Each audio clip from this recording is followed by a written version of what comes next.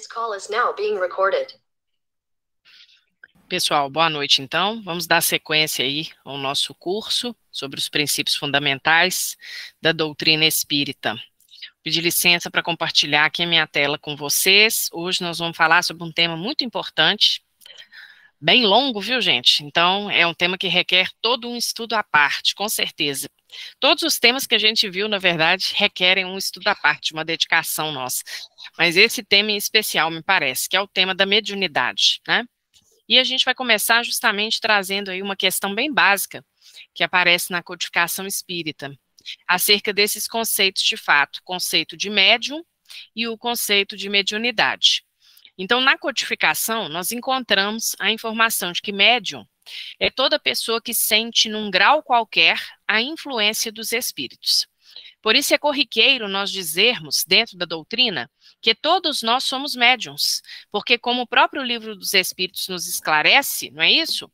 Todos nós sentimos a influência dos espíritos em alguma medida.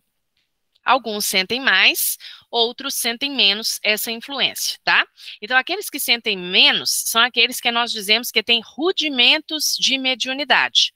Então, por exemplo, até mesmo numa exposição espírita, ou inclusive numa exposição espírita, nós manifestamos esses rudimentos de mediunidade, porque é claro que o expositor, por exemplo, ele vai fazer uma preparação, não é isso?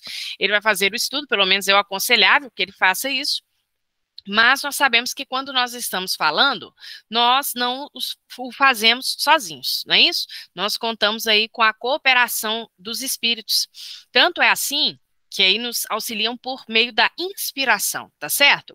Tanto é assim que muitas vezes a gente faz uma determinada rota, faz um determinado planejamento dentro da exposição, e muitas vezes essa rota, esse planejamento é diferente, tá? Então, o que acontece? Por que que isso ocorre, né? Isso ocorre muitas vezes porque vem ali aquela inspiração e se nós estivermos suficientemente conectados, nós iremos seguir a intuição ali que a espiritualidade está nos trazendo naquele momento. Paralelamente a isso, existem aqueles médiuns que são os chamados médiuns ostensivos, que a gente usa aí na linguagem mais corriqueira dentro da doutrina. Nós usamos nos referindo àqueles médiuns que dão passividade, ou seja, aqueles médiuns que são meios, porque a palavra médium, ela significa exatamente isso, ela é um meio, tá? Então, eles são médiums, o médium é o quê? Ele é o meio de comunicação de um espírito desencarnado, trazendo aí uma informação, uma comunicação para todos nós que estamos aqui encarnados, tá? Então, os médiuns ostensivos são esses que conseguem essa comunicação. Nós vamos ver que essa comunicação ela se estabelece pelas correntes mentais, tá? Então, é uma influência sofrida aí por parte dos espíritos de uma maneira bem mais intensa, por assim dizer, né? E que deve ocorrer de forma bem orientada, em um ambiente seguro, não é isso? Então, isso é importante ser colocado, porque nós vemos aí, infelizmente, casos de muitas pessoas que têm ostensividade e que não trabalham essa mediunidade. O que que nós estamos chamando de trabalhar essa mediunidade? Procurar uma casa espírita bem orientada, realizar determinados estudos, não é isso? Dar passividade aos espíritos em ambientes preservados, em termos da sintonia vibracional, tá? Então, infelizmente, a gente conhece muito médium ostensivo que fica dando passividade nas suas próprias casas, por exemplo, ou médiums descuidados, que muitas vezes, em decorrência desses descuidos, por exemplo, o uso de bebida alcoólica, e aí muitas vezes se tornam também instrumentos a serviço de entidades ou a serviço de espíritos menos felizes, tá? Porque aquela comunicação, muitas vezes, ela é ali estabelecida. Então, isso só para a gente entender qual que é o sentido que é atribuído à palavra médium na codificação espírita. Agora, na doutrina, em geral, quando a gente fala médium, a gente está se referindo já ao ostensivo. Mas nós devemos nos lembrar que nas obras básicas de Kardec, o Kardec vai colocar isso, que todos nós sentimos, em maior ou em menor grau, a influência dos espíritos. Então, por isso, todos nós somos considerados médiums, tá bom? E o que vem a ser, então, a mediunidade? A mediunidade, gente, ela é uma faculdade psíquica inerente ao ser humano. E ela se manifesta, portanto, em diferentes graus e em diferentes tipos, tá? Então, ela é uma faculdade que vem com a pessoa quando ela reencarna. Às vezes nós encontramos também muitos indivíduos que frequentam reuniões mediúnicas, né? Ou que têm um sonho, uma grande vontade de serem médiuns, mas veja, isso é uma faculdade com a qual a gente já vem, que é essa sensibilidade, digamos assim, um pouco mais aflorada, que permita efetivamente uma comunicação maior com o plano dos desencarnados, tá? É claro que às vezes acontece, tá? De um irmão ir para uma reunião de desenvolvimento mediúnico, as casas bem orientadas, elas têm reuniões chamadas de educação ou desenvolvimento mediúnico, que são reuniões que justamente servem para identificar potenciais médiums, mas que também são reuniões em que outras pessoas também estão ali em treinamento e aprendizado. Então, você tem ali a presença do chamado médium vibracional, que é aquele médium que não tem uma ostensividade, então ele não vai ser psicógrafo, ele não vai ser audiente, por exemplo, né, psicofônico, mas ele está ali para vibrar pelo bom andamento da reunião. Depois a gente vai falar um pouquinho mais sobre isso, sem entrar em grandes detalhes, porque, como eu falei, o tema ele é muito vasto para um período curto de tempo, mas vocês podem assinalar as dúvidas aí também, que a gente tira nos momentos finais, tá bom? Então, nós temos esse médium ostensivo numa reunião mediúnica, nós temos o médium vibracional, que também está aprendendo ali a vibrar no bem, a vibrar no amor, para sustentar psiquicamente aquela reunião, tá? E nós temos ainda também a presença ali de outros irmãos que também estão em mediunidade, que estão em aprendizado, perdão, e que não necessariamente têm mediunidade. É o caso, por exemplo, de irmãos que às vezes têm um certo conhecimento ou têm uma certa habilidade de falarem com os outros e estarão ali na reunião de educação mediúnica para fazer um treinamento. Que tipo de treinamento? Como dialogador ou esclarecedor daquelas entidades desencarnadas que aparecem ali na reunião, tá bom? Então, isso só para a gente entender o seguinte: o indivíduo ele pode chegar a uma reunião de educação mediúnica e aquele desenvolvimento da mediunidade ele acontecer com o tempo.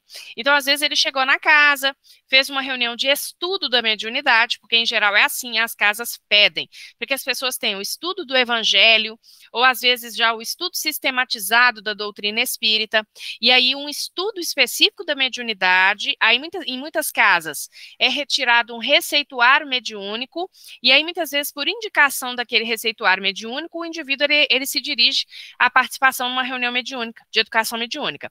Em outras casas, não necessariamente isso tem que passar pela espiritualidade, então não necessariamente o indivíduo tem de tirar uma orientação espiritual para fazer aquilo, tá? Mas muitas vezes ele já chega ali, procura a casa, às vezes até procura o atendimento fraterno da casa, dando ali alguns sintomas, alguns indícios de que ou ele está vivenciando um processo obsessivo, ou ele é um médium ostensivo, ou as duas coisas, né? Ele está sendo convidado ali ao trabalho. E aí, muitas vezes, o atendente fraterno, percebendo aquilo, vai indicá-lo para um estudo bem orientado, e aí, daquele estudo bem orientado, ele vai para uma reunião de educação mediúnica. E aí, com o passar do tempo, pode aflorar ali, desenvolver, que a gente chama de desenvolvimento da mediunidade mesmo. Aquela mediunidade há de desenvolver um pouco mais. Alguém quer falar alguma coisa? Porque tem algum microfone aberto aí? Tranquilo, gente? Então, com o passar do tempo, né, aquela pessoa ela vai desenvolvendo ali a sua mediunidade, né? Então, existem esses casos. Mas, de qualquer forma, é uma faculdade com a qual a gente reencarna, porque, na verdade, isso é um compromisso, isso tem uma correlação com um compromisso com o nosso planejamento reencarnatório. A gente já sai da erraticidade, do plano espiritual, com aquela indicação de que naquela encarnação nós iremos trabalhar no campo da mediunidade. Então, só por isso nós já observamos que a mediunidade, como todas as tarefas, na verdade, da seara espírita, né, gente, demandam da nossa parte, né, a mediunidade demanda da nossa parte muita responsabilidade, muito disciplina, muito autocontrole no campo das emoções, no campo das ações, no campo mental, tá? E um outro ponto a ser destacado ainda é o fato de que a mediunidade, ela pode desenvolver-se gradualmente ao longo das reencarnações. Então, isso também pode acontecer, tá? Ela pode se desenvolver gradualmente ao longo das reencarnações. Então, é isso que eu falei, às vezes a gente tem um rudimento, a inspiração, numa outra, essa mediunidade já vem um pouquinho mais aflorada, para que na outra a gente possa trabalhar, por exemplo, né? Então, não significa que vai ser tudo necessariamente numa única encarnação, muito pelo contrário, né? E como é que a mediunidade, ela acontece? Como é que a mediunidade, ela se estabelece? A mediunidade, gente, ela se estabelece de mente a mente. É o contato do perispírito do médium com o perispírito do desencarnado, tá? Então é tudo mental, é tudo relacionado à vida mental, por meio dessas correntes mentais recíprocas que hão de se estabelecer. Então, que correntes mentais recíprocas são essas? Do médium para o desencarnado, do desencarnado para o médium. Daí a importância de que haja, de que exista uma sintonia vibratória. E essa sintonia, no caso do médium, tá? Ela depende exatamente desse autocuidado do médium, do fato de um médium ser disciplinado, de um médium ser um estudioso da doutrina, de um médium ser um adepto do Evangelho de Jesus, isso é muito importante, tá? Então é esse cuidado do médium que vai permitir que ele seja um instrumento mais fiel à disposição da espiritualidade. E quando eu digo a disposição da espiritualidade, eu me refiro inclusive, principalmente, àqueles espíritos que precisam ser socorridos, tá bom? Porque tem muita gente que acha também que quando é colocado assim, a disposição da espiritualidade é só dos benfeitores espirituais. E nós estamos muito equivocados quando pensamos assim. Até porque em reuniões espíritas bem orientadas, atualmente, raramente existe a necessidade de participação do mentor da casa, tá? Vamos refletir, né? Ou do mentor da reunião que seja. Vamos refletir com parcimônia, ou seja, com equilíbrio sobre isso. Será que existe alguma coisa que não nos tenha sido falado em termos de orientações para um funcionamento de uma reunião mediúnica, não é isso? Para a conduta que cada um de nós tem de ter diante da assistência ao plano espiritual, ou seja, da assistência aos irmãos desencarnados. Gente, só de Chico Xavier nós temos mais de 400 obras psicografados, tá? Só na seara da mediunidade, mas não sei quantas obras de Divaldo Franco, do projeto Manuel Filomeno de Miranda, que tem obras de grande excelência no quesito mediunidade, e de tantas outras e tantos outros. As obras maravilhosas de uma Ivone do Amaral Pereira. Então, quer dizer, as instruções, os conhecimentos já estão à nossa disposição aí há muito tempo. Então, não tem necessidade, né? Hoje, em algumas reuniões, em algumas casas, inclusive, já não existe mais esse momento da manifestação do mentor, tá? Já não existe. Nós devemos lembrar, inclusive, que na época do Chico Xavier, quando aconteciam essas reuniões, e nós temos algumas obras que atestam isso, como, por exemplo, a obra Instruções Psicofônicas, que nós recomendamos fortemente a leitura, né? Era uma época em que a doutrina, ela ia se estabelecendo assim, né? Claro que a doutrina se estabelece no século XIX com Kardec, mas as obras subsidiárias do Chico, elas foram muito importantes para trazer informações acessórias ali, para dar corpo àquele conjunto de conhecimentos, percebem? Então, uma obra como Instruções Psicofônicas, por exemplo, em que a gente tem ali os registros de certas reuniões que eram gravadas e depois era feita essa transcrição, etc., era um momento em que você não tinha tanta coisa ainda sobre isso para além das obras de Kardec. E a divulgação no próprio solo brasileiro, por exemplo, ainda era uma divulgação incipiente. Ainda não era uma coisa tão avantajada como nós temos no dia de hoje, em que nós contamos, inclusive, com um concurso de uma internet, de palestras no YouTube o tempo inteiro, de podcasts, etc. Tá certo? Então, são momentos diferentes da doutrina espírita, é isso que eu estou querendo dizer, tá? Então, obras como essa são de fundamental importância. Mas hoje, por exemplo, qual que é a nossa necessidade maior? A nossa necessidade maior é auxiliar os nossos semelhantes. Então, numa reunião mediúnica, por exemplo, é um trabalho muito importante auxiliar um irmão que às vezes está nas trevas, ó, há séculos, e a gente não sabe. Tá? Então, muito mais importante do que receber comunicação de mentor é certamente darmos passividade aos nossos irmãos que se encontram na obscuridade e que necessitam de uma chance para que sejam socorridos. E a espiritualidade nos informa que quando um irmão desencarnado é conduzido a uma reunião mediúnica, é porque a espiritualidade já detectou alguma brecha no coração daquele irmão que lhe permite receber o auxílio espiritual. Tá? Então, se ele é conduzido para uma reunião, ou é porque ele já está extenuado, né? Se é um espírito que está estabelecendo uma vingança, um espírito obsessor. Muitas vezes ele cansa, ele está extenuado, já tem meses, séculos, às vezes, que ele está ali naquela posição. Isso diz respeito à postura mental dele, não é isso? Muitas vezes, até por pessoas outras que fazem orações por aquele indivíduo, aquilo ali aos poucos vai jogando a semente, porque a vibração chega para ele. Né? Conscientemente, claro que não, mas a vibração da prece chega para ele, e às vezes vai chegando aos pouquinhos, não tem aquela coisa da água mole em pedra dura? É exatamente isso que vai acontecendo. Então, quando o irmão ele é encaminhado para uma reunião mediúnica, é porque a espiritualidade percebeu ali uma chance, se não de socorrê-lo naquele momento, de que ele possa pelo menos iniciar o processo de um socorro. Porque tem isso, às vezes o espírito ele vai em várias reuniões mediúnicas, tá? E aí quando chega na sua reunião mediúnica, ele foi socorrido, ele foi encaminhado para um hospital, por exemplo, mas aquilo ali já é o desfecho de algo que aconteceu, que começou a acontecer lá atrás. Então ele foi lá, escutou um doutrinador, ou esclarecedor, ou dialogador, como queiram, jogou uma sementinha na cabeça dele. Aí ele continuou vagando, continuou fazendo, abre aspas, as tarefas, né? Lá no plano do umbral, no plano das trevas, por exemplo. Aí, beleza. Aí ele vai para outra reunião mediúnica. Aí um outro esclarecedor traz um outro ponto. Aquele outro ponto já mexe mais com ele. Paralelamente a isso, tem os parentes desencarnados ou encarnados, que se lembram dele, que fazem preces por ele, e aquela corrente vibracional vai se aproximando dele. Então, vai abrindo brechas para que ele consiga perceber outros pontos, tá? E para que ele possa ser socorrido. Então, isso é um trabalho extremamente importante, principalmente nos tempos que nós estamos vivendo hoje, né? E é uma grande possibilidade, tá? Para o trabalhador envolvido no campo da mediunidade, seja em que esfera for, vibracional, ostensivo, dialogador, dirigente de reunião mediúnica, seja qual for o posto que aquele indivíduo ocupa ali, gente, é uma oportunidade ímpar de crescimento espiritual, tá? Porque é claro que a espiritualidade, ela não precisava levar aquele espírito ali para socorrer, não, tá? A gente vê isso, por exemplo, no livro Nosso Lar.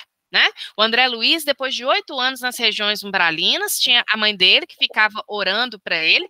Aí, gente, alguém quer falar alguma coisa? Você tem um microfone aberto. Não? Aqui, ó. Oi, Anne, se você puder fechar aí o microfone, que tá bem alto, tá?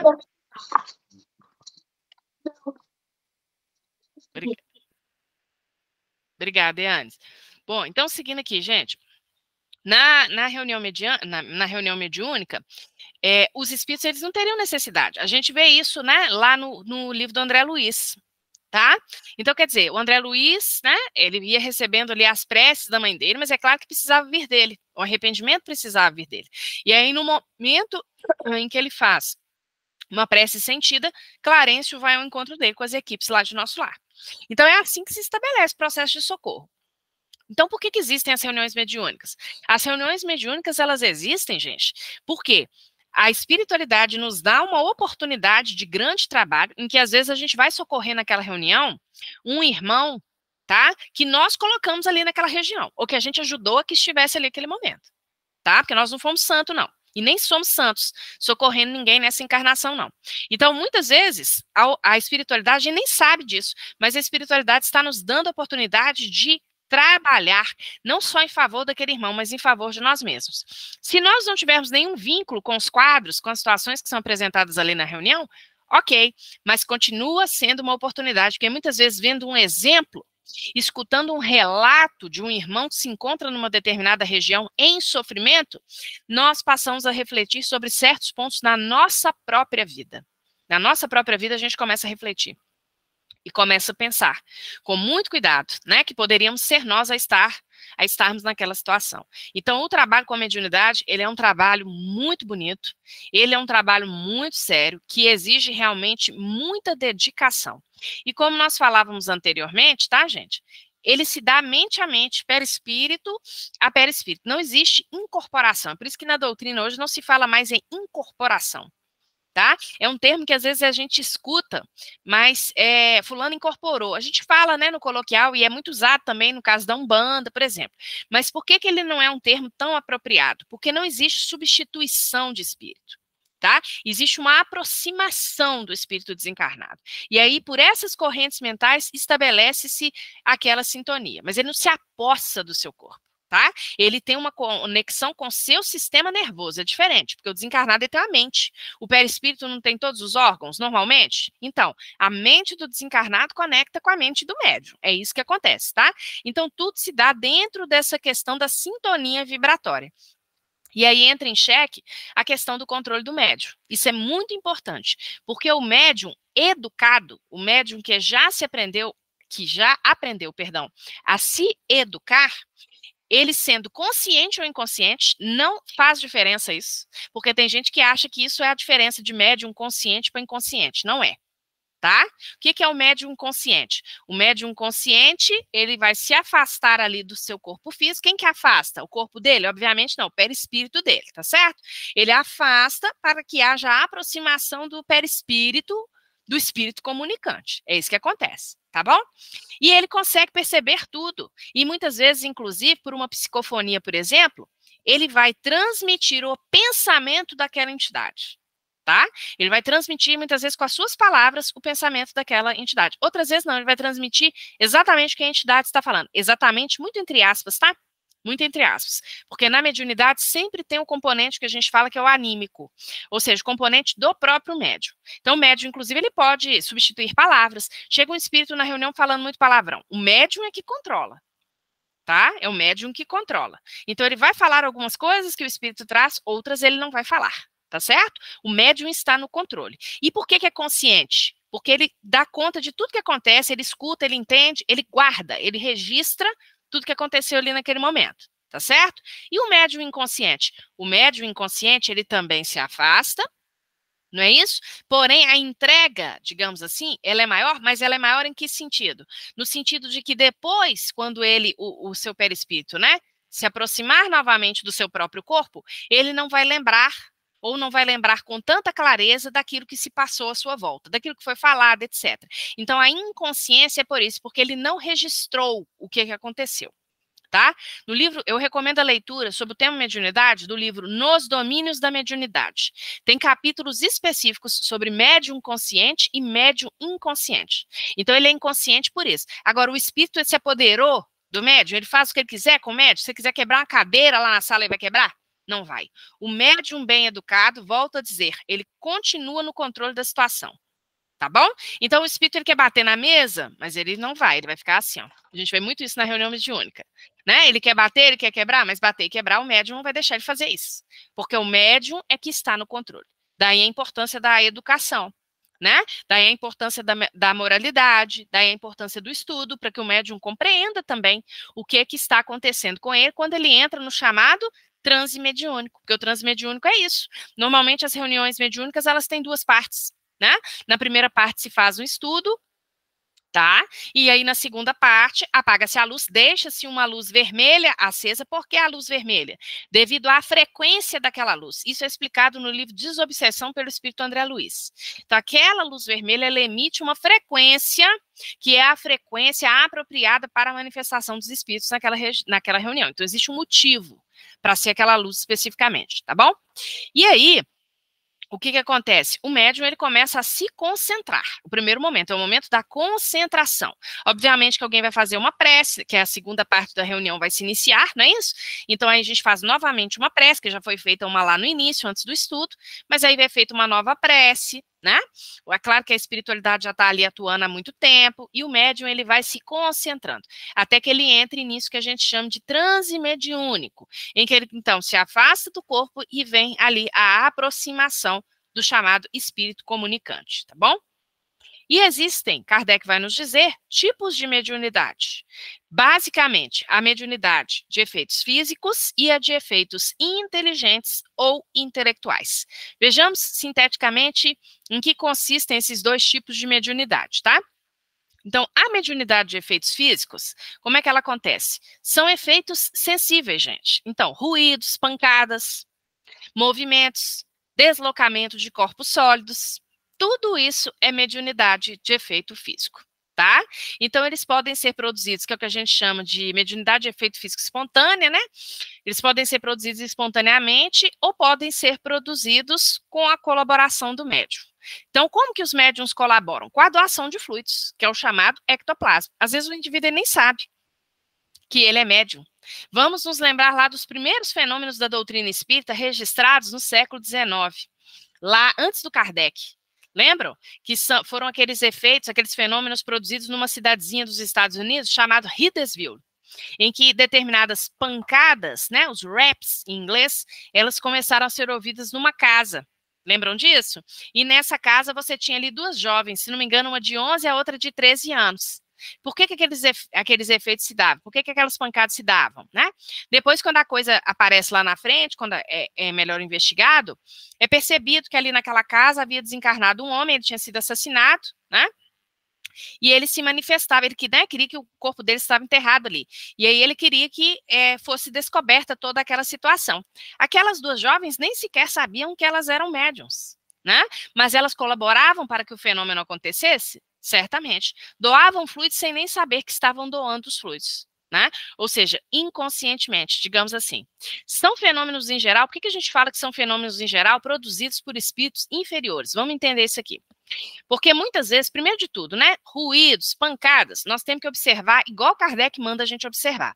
Observar primeiro se não é algo científico. É igual a madeira, né? Em muitas casas a porta ela é de madeira e aí ela dá determinados estalos à noite. Aí tem muita gente que já se assusta, já acha que ali tem um espírito. Não, aquilo ali é um fenômeno que a física vai explicar, dos estalos ali da madeira.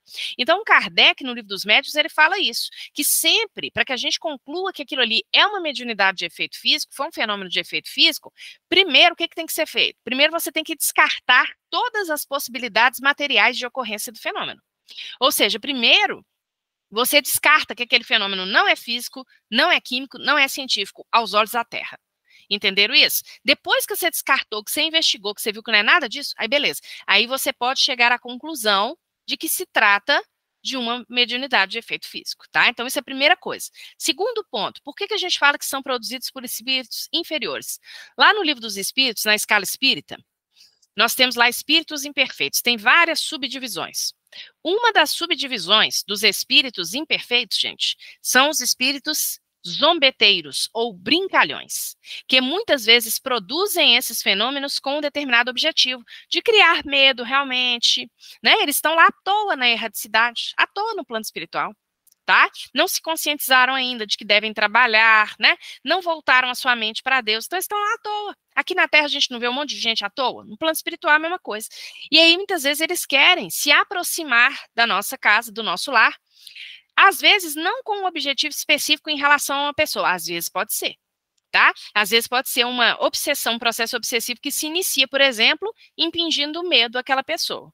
Às vezes não, é só porque eles estão ali na ironia, na galhofa, querendo, abre muitas aspas, brincar com aquele encarnado que tem lá a sua casa completamente desprotegida em termos vibracionais, não é isso? Como assim, Maria do Rosário? Completamente desprotegida. É aquele encarnado que não faz uma prece, é aquele encarnado que não faz o culto do evangelho no lar. A porta da casa, gente, ela fica aberta espiritualmente, tá?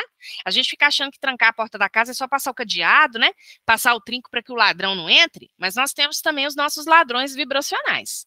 Nós temos que ter atenção a isso. Se o ambiente vibracional da nossa casa é um ambiente bem cuidado, é um ambiente bem tratado, tenhamos a certeza de que podem até comparecer ali espíritos sofredores, podem, mas nas situações específicas, sob a guarita da espiritualidade. Que situações específicas? O culto do evangelho no lar. Se você faz o culto do evangelho com aquela pontualidade, aquela assiduidade, muitas vezes a sua casa se transforma num posto de socorro para a espiritualidade.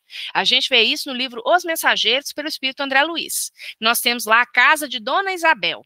E tem um capítulo muito interessante. Começa a chover e o André Luiz observa os espíritos que estavam na rua e os espíritos correm para debaixo das marquises ou entram em determinados estabelecimentos, porque muitos, inclusive, acham que ainda estão encarnados, tá? Então, eles pensam e reagem como se estivessem vivos. Então, automaticamente, né, começa a chover, você vai correr, você vai esconder da chuva. E aí, o que acontece? O André Luiz observa que aqueles espíritos não entram na casa de Dona Isabel. Ele chegava na porta e voltava, chegava na porta e voltava. Por que isso? Porque a casa de Dona Isabel estava protegida vibracionalmente. Não é porque ela tinha privilégio, não. É porque ela fazia por onde? Ela se esforçava.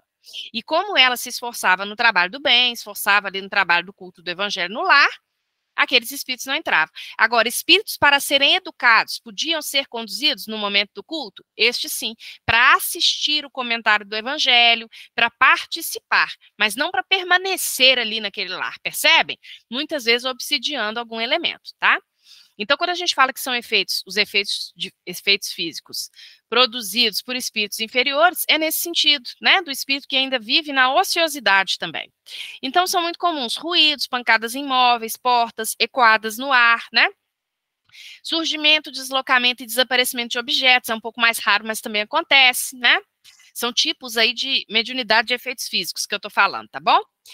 A escrita direta, a chamada escrita direta em papel, parede, pedras. Como que Moisés recebeu os 10 mandamentos, gente? Escrita direta. A escrita direta ou pneumatografia é um dos tipos de mediunidade de efeito físico, tá? Sons e vozes audíveis em determinados recintos, né? Materialização de espíritos ou materialização de objetos. E a linguagem? Bom, aí a gente se lembra lá das mesas girantes, não é isso? As famosas mesas girantes. Como que é que se deu no século XIX aquilo que o Zeus Van Tuyl chamou de invasão organizada dos espíritos, não é isso? Invasão organizada dos espíritos no século XIX. Então, era a linguagem das pancadas, ou tiptologia, não é isso? Então, primeiro foi feito dessa forma, né? Primeiro eram as mesas mesmo, né? Depois foi se percebendo ali o fenômeno inteligente, etc., né? Que eles davam respostas, né? Etc. Então, como que era feito, né? O médium punha a mão nas bordas e a mesa respondia, com uma ou duas pancadas para sim ou para não. Começou assim, né? O fenômeno das mesas girantes. Depois, foi se melhorando um pouquinho o método, né? Aí entrou no método alfabético, né? O número de pancadas indicava qual que era a letra do alfabeto. Com o tempo, foram percebendo que não tinha nada a ver com a mesa, né? O problema não era a mesa, a questão era mais abrangente, né? Ela incluía ali um efeito inteligente. Então, aí perceberam que somente o médium poderia dispor de um lápis, aí já é mediunidade de efeito inteligente, inclusive, né? O médium poderia dispor de um lápis e simplesmente psicografar. Mas isso só para mostrar um pouquinho como que foi o avanço, né? Dentro dessa questão, dessa perspectiva das mesas girantes, que quem quiser estudar aí a história do espiritismo vai compreender muito bem esse fenômeno, né? E aí vocês perguntariam o seguinte, está lá no livro dos médiuns, como pode um espírito produzir o movimento de um corpo sólido? Isso aqui é interessante, eu gosto sempre de lembrar do filme Ghost. Lembram? Tem lá aquela cena do trem, né, que o Patrick Swayze, ele vai aprender com outro espírito que já está desencarnado, como que ele fazia movimentar os objetos, né? Então, como que isso é possível de acontecer? É uma combinação. Que combinação é essa? O espírito combina uma parte do fluido universal, né? Porque todos nós somos como peixes no aquário. Lembrem sempre disso. Como assim peixes no aquário? Fluido cósmico universal permeia tudo. Nós estamos imersos nesses fluidos, tá? Então, o espírito combina uma parte do fluido cósmico universal com seu próprio fluido, tá? Com o fluido próprio, aquele efeito que o médium emite. Então, o médium, do seu próprio fluido, não, perdão, o fluido do médium, o ectoplasma do médium, né? Então, haverá ali aquela combinação, não é isso? E aí, acontecendo ali aquela combinação, o efeito irá se produzir. Por isso que lá no início eu falei que muitas vezes, lembrando lá de Hidesville, o efeito ele acontece, ele se produz e a própria pessoa nem tem noção de que ela mesma é médium. Percebe? Mas ela está ali doando o ectoplasma, tá? E qual o papel do médium nesse fenômeno? Aí os espíritos respondem, está lá no livro dos médiuns, no item 14. Eu já disse que o fluido próprio do médium se combina com o fluido universal do espírito. É necessária a união de ambos, do fluido animalizado e do fluido universal, para dar a vida à mesa, aí se referindo às mesas girantes. Mas não se deve esquecer que essa vida é apenas momentânea, porque ela depende do quê? Ela depende do princípio inteligente, ela depende do espírito, né? Porque se fosse só objeto por si só, ele não se movimentaria. Então depende da vontade, é o espírito que quer movimentar aquela mesa, percebe? E as manifestações físicas espontâneas, né? É isso que a gente estava falando. Tantas e tantas vezes, fenômenos e manifestações produzidas por pessoas que sequer ouviram falar alguma vez na vida de espiritismo. Mas é aquilo que a gente falou no início, né, gente? A mediunidade é uma faculdade orgânica e psíquica, que já vem com o indivíduo é dotado da faculdade e ponto final. Não tem meio termo, né? Então, nós temos sempre que estudar as circunstâncias, como nós falamos aqui, né, para perceber se o fenômeno é natural, ou é uma ilusão, ou um embuste, porque ao longo da história da humanidade, claro que existiu charlatanismo, etc. O fato, Kardec trata isso muito bem no livro dos médiuns. O fato de ter existido situações em que houve sim charlatanismo não quer dizer que o fenômeno não seja verídico, que você não tem inúmeras outras situações em que o fenômeno tem efetivamente se dado, tá? E aí, como a gente já comentou, as irmãs Fox, lá na cidade de Hidesville, né? E qual que é então, ou era, né? Hoje é menos comum, mas claro, ainda podemos encontrar, a finalidade das manifestações físicas, sempre chamar a atenção para alguma coisa. Então, lá no século XIX, os espíritos, eles vêm trazendo esses fenômenos para a cidade de Paris, para a sociedade parisiense, que começam ali como uma espécie de diversão para as pessoas, né? Mas o que era frívolo, o que era um divertimento ali em sociedade, existiram pessoas sérias que se debruçaram sobre aquele fenômeno e que foram estudá-lo, como é o caso de Kardec e tantos outros, né? Então, o objetivo era chamar a atenção. Não é isso? No caso lá das irmãs Fox, o espírito estava ali, ele necessitava ser socorrido. Então, ele queria chamar a atenção porque ele ainda estava preso àquele quadro mental do assassinato, etc. Então, era também para chamar a atenção, né? Então, pode ser chamar a atenção de algum fato particular ou, no sentido mais amplo, como estamos vendo, chamar a atenção para a existência do mundo espiritual. Seja como for, é um fenômeno completamente natural, né, que a doutrina espírita também explica, tá? Mas que, como nós falamos anteriormente, pode acontecer por meio de espíritos brincalhões, por meio da leviandade, espíritos que se divertem com medo dos outros, ou por capricho, ou por vingança, e assim sucessivamente, né? Chegamos agora ao aspecto da pneumatografia, ou a chamada escrita direta, que nós já mencionamos, né? Então, a escrita direta é a escrita produzida diretamente pelo espírito, sem nenhum intermediário.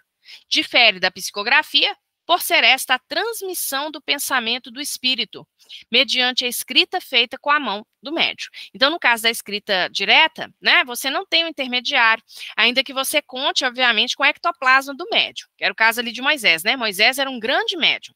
Então, a espiritualidade usa o ectoplasma dele, os fluidos dele, não é isso? Mas produz diretamente. O Kardec, no livro dos médiuns, ele vai descrever algumas situações de pneumatografia. Essa do Moisés não está no livro dos médiuns, mas tem um artigo na Revista Espírita em que o Kardec vai tratar disso, tá? Vai tratar dos 10 mandamentos recebidos lá por Moisés.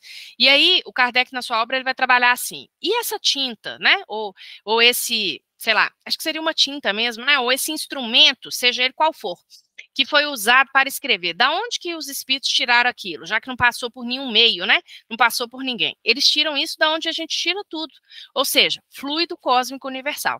Então, a partir do fluido cósmico universal, e volto a dizer, do fluido do médium, ali presente, a conexão entre esses dois fluidos, ele produz ali um instrumento, tá? E aí o instrumento vai trazer ali a mensagem, tá bom? Para a esses fenômenos de manifestação de efeitos físicos, nós temos as manifestações de efeitos inteligentes, as manifestações inteligentes, não é isso? A inspiração, a intuição, o pressentimento, não é isso? E outros que a gente estuda mais, assim, na doutrina, e leva mais como forma de trabalho, digamos, também para as reuniões mediúnicas, né? A vidência, a audiência, a psicometria, né? Não vou entrar em detalhes, mas a psicometria, quem tinha muita mediunidade de psicometria era a dona Ivone do Amaral Pereira, né? Existem alguns relatos da biografia de Ivone do Amaral Pereira. Por exemplo, uma passagem da biografia dela, uma vez ela foi dormir numa casa, né? Ela ia fazer uma conferência, uma palestra, um estudo, não lembro o que ela ia fazer no dia seguinte exatamente, e ela estava hospedada na casa de uma amiga, né? E dentro daquela casa, a amiga obviamente não sabia, mas ali já tinha sido um lugar em que muitos escravos tinham sido martirizados, etc. E aí nessa passagem da biografia dela é colocado isso, que ela permanece ali, né? A noite toda acordada, vendo, ouvindo todas aquelas sensações, porque ela tocava nos objetos, porque a psicometria é isso. A pessoa, ela toca um objeto, e aí é como se naquele objeto estivesse impregnado. Na verdade, ele está impregnado. Ele está impregnado ali pelos...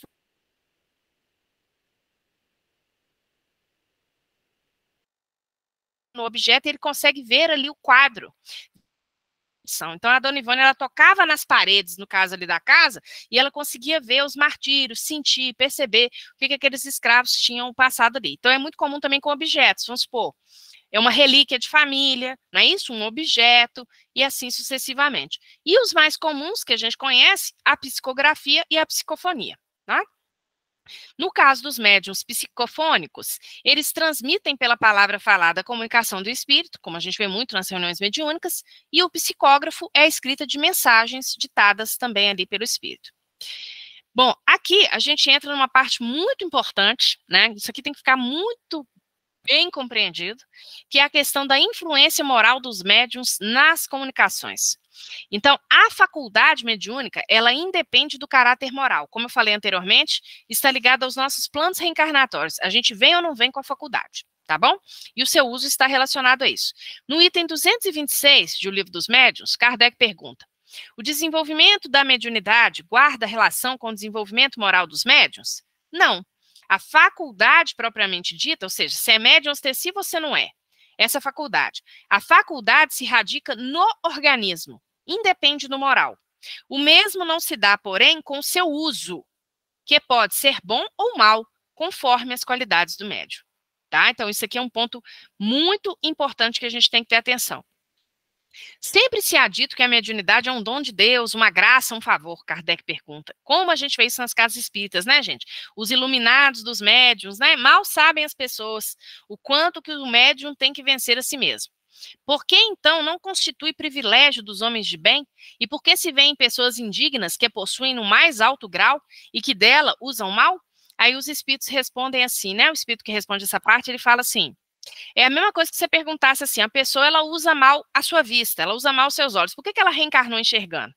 Não faz sentido a gente fazer esse tipo de pergunta, né? Então, tudo tem uma correlação com a necessidade. Os espíritos nos colocam isso claramente. Aquele ali que muitas vezes é indigno é o que tem a necessidade de ter a mediunidade. Porque a mediunidade ela será um instrumento de trabalho para ele, um instrumento de refazimento diante das leis de Deus. Tá? E no item 5, Kardec vai falar: não creias que a faculdade mediúnica seja dada somente para a correção de uma ou duas pessoas, não. Aí falando da importância da mediunidade para o universal, para o coletivo, né? O objetivo é mais alto. Trata-se da humanidade. Um médium, atenção a isso aqui, um médium é um instrumento pouquíssimo importante como indivíduo. Por isso é que, quando damos instruções que devem aproveitar a generalidade dos homens, nos servimos dos que oferecem as facilidades necessárias. Tenha-se, porém, como certo que tempo virá em que os bons médiuns serão muito comuns, de sorte que os bons espíritos não precisarão servir-se de instrumentos maus. Então, olha lá, um médium é um instrumento pouquíssimo importante como indivíduo. A gente tem que saber a nossa parte, né, gente? A parte que nos cabe nesse latifúndio, como dizia o poema de João Cabral de Melo Neto, não é isso? Nós temos que saber qual é a nossa parte, tá? Então, é uma coisa muito maior, o trabalho é muito maior. Quando nós não fazemos parte do trabalho, nós é que perdemos, porque outros indivíduos capacitados ali estarão, tá? E no item 6, né? E os médiums bons? Às vezes a gente conhece médiums que são bons, que não são viciosos e recebem mensagens falsas. Por que isso acontece? E aí os espíritos nos colocam. Primeiro, às vezes ele é bom na aparência. Ele é assíduo, ele vai lá toda terça-feira, ou quarta-feira, ou quinta-feira, ele está lá naquela reunião. Ele não tem vícios exteriores. Ele não fuma, ele não bebe, ele não come carne. Não é isso? Todas aquelas recomendações que, em geral, são passadas para os médiuns. Mas isso é a casca.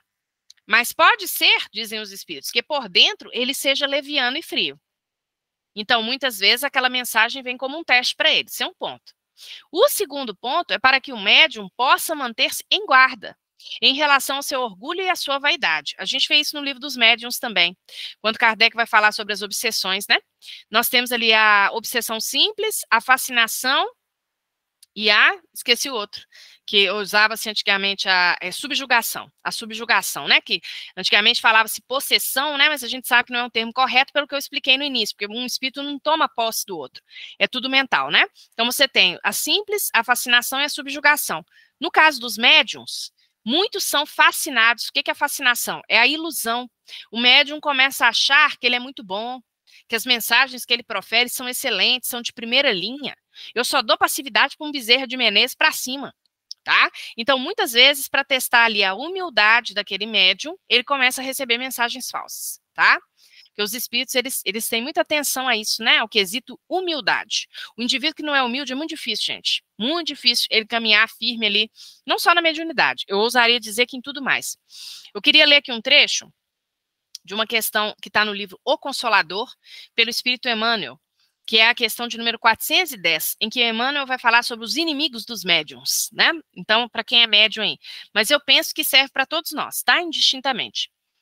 O primeiro inimigo do médium reside dentro dele mesmo. Frequentemente é o personalismo, é a ambição, a ignorância ou a rebeldia no voluntário desconhecimento dos seus deveres à luz do Evangelho. Fatores de inferioridade moral, que, não raro, o conduzem à invigilância, à leviandade e à confusão dos campos improdutivos. Então, esse é o primeiro ponto. Aí o Emmanuel desenvolve mais. Mas, então, primeiro ponto, primeiro inimigo do médium, está dentro dele mesmo. Personalismo, ambição, ignorância, rebeldia no não acatamento ou desconhecimento daquilo que é colocado no Evangelho. Aí o Emmanuel vai trazer o segundo ponto.